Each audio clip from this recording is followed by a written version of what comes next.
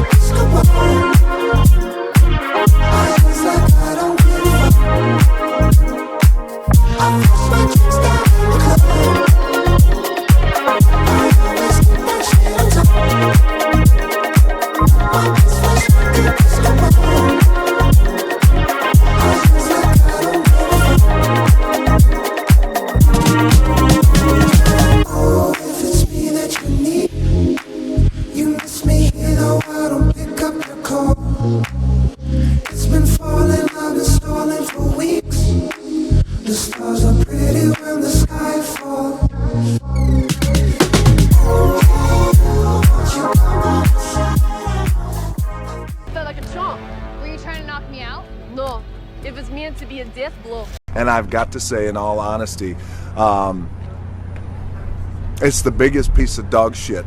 What is good, everybody? Today I'm back with another video. Today we're going to be doing the manga that I do not recommend. As you guys can see, I have 3 piles. You can see I have My Hero Academia on the top. I have Chain Soldier, and I have that. This right here was the biggest piece of dog shit. As always, before we get the video started, I have a few things to mention. First and foremost, apologies for the lack of videos lately. I've actually been hired to draw someone's one-shot, so I'm working on that. You guys will see that video later. I'm like 10 pages deep on the layouts. The story is great. It's been written already. Everything flows really nicely. I'm actually glad that he asked me to be his artist because I've been having a lot of fun with it. At the same time, my story is also on hold as well because I'm doing that. As always, if you guys would like to read my story though, it's called Night of the Horizon. You guys can find it and read it for free on headybang.com. As always, it is linked in the description down below. Also, do me a favor and like, comment, and share on this video. And most importantly, please do not get to subscribe for more. If you guys disagree with any of these, please feel free to converse in the comment section down below. Now that's all over. Let's get right into the video. Okay, so off rip, we got a bunch of stuff that you guys probably are gonna automatically disagree with. My Hero and Black Clover, JJK, and Chainsaw Man. I mean, it's actually funny too that all these series are kind of lined up here today because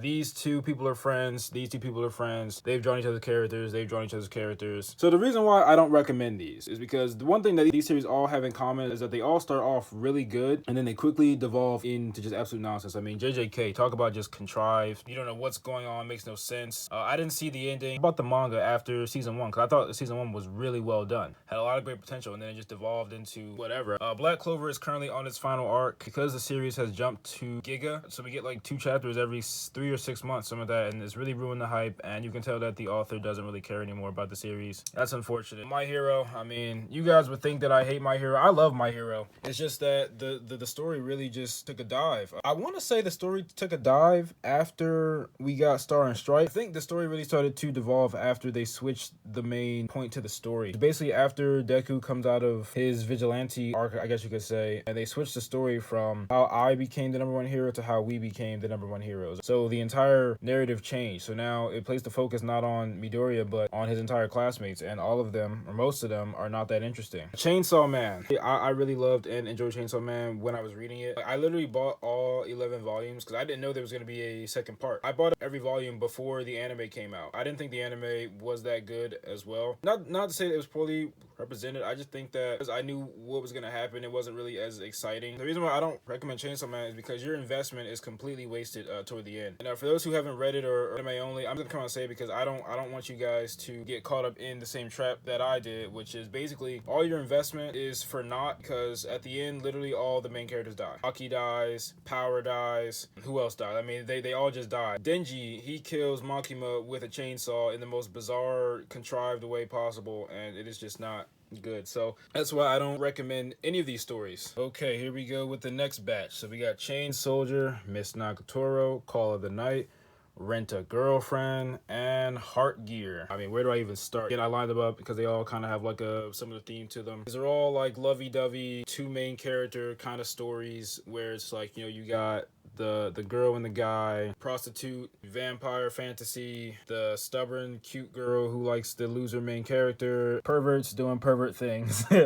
Chain Soldier was really cool when I first read it. I know they just had an anime as well, and the anime again just does this thing poorly. I mean, the anime just has no budget, because this story has some potential. And I actually own volume 2. I own like 8 volumes of this. I finished this, but I did not like it. Rent a Girlfriend sucks. And Heart Gear, I personally just could not get invested in the story. I just didn't think that the hook was strong enough, but the artwork is really fantastic. There's a lot to say about Rent a Girlfriend. This is the type of story that could be over in just a few books, but just keeps going. Call of the Night did not hook me. I don't find either of these characters interesting. I think his main goal is to become a vampire. I forget why he wants to become a vampire, but she has to feed on somebody though in order to survive. This Nagatoro, again, another story. It's just boring. I own like 8 volumes of this, and it's the same thing every chapter. It's like the author just finds things for them to do. They don't grow or develop as friends or lovers or anything, and if they do, it takes an extremely long time. I really enjoyed season 1 of Miss Nagatoro. I thought it was brilliant. Season 2 really fell flat for me. For one, I knew what was gonna happen. Characters just don't really change very much, and if they do change, again, it's very slow. The artwork is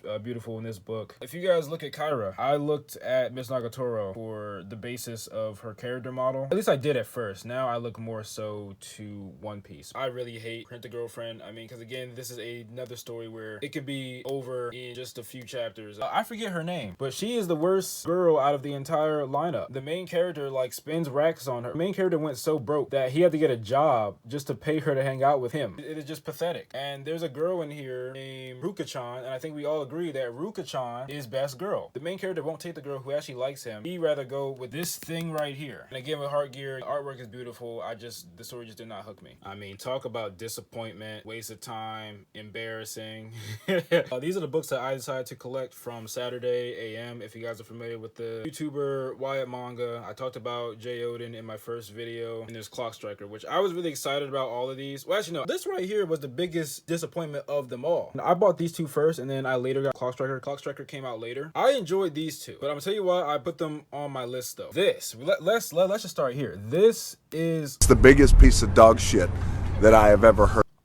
horrible. I mean, this book is just boring. My main thing with Apple Black is that the author really tried to be something that he's just not. I had a really hard time getting through it. As a matter of fact, like, I had a hard time getting through this book and this book. Clock Striker, though, like I said, I enjoy Clock Striker. Apple Black, this story reads like he's trying to be something that he's just not. The main, this character here, I think his name is Sano. The main thing about him is that his arm. And his arm is like some world-ending, destructive arm thing, and yet he doesn't hide it, or he kind of just walks around with it. He's a isolated kid. He grew up with all his trainers, masters, or with that. He lives like this old lady. I think the power system is like sorcery, and this is a wand. I think it was inspired by Harry Potter, and I want to say Naruto. I would show you guys the inside of the book, but I mean, if you watch Wyatt Manga, basically just, you know, his style. The artwork is great, but again, the story though, even in the way that he writes his dialogue, it's boring. There's a lot of characters, and the main thing that is bad about this book is that it focuses on the wrong thing. Instead of focusing on Sano and his journey and all that, it focuses on literally everything else. Like, you're going all around the world, meeting Africans, Indians. He focuses too much on the diversity aspect. That's what all these books are pretty much marketed with, is the diversity aspect. They marketed this book as first black, main protagonist, blackity black, bizarre, weird names. So that's why I highly do not recommend this book. Clock Striker, though, handles things a little bit better. I got through half of Clock Striker, and then I kind of stopped after you realize what this story actually is. So basically, in this world, there are entities known as Smiths, and they were like some ancient race of people who like built these inventions. And basically, our main character can't participate in being a Smith because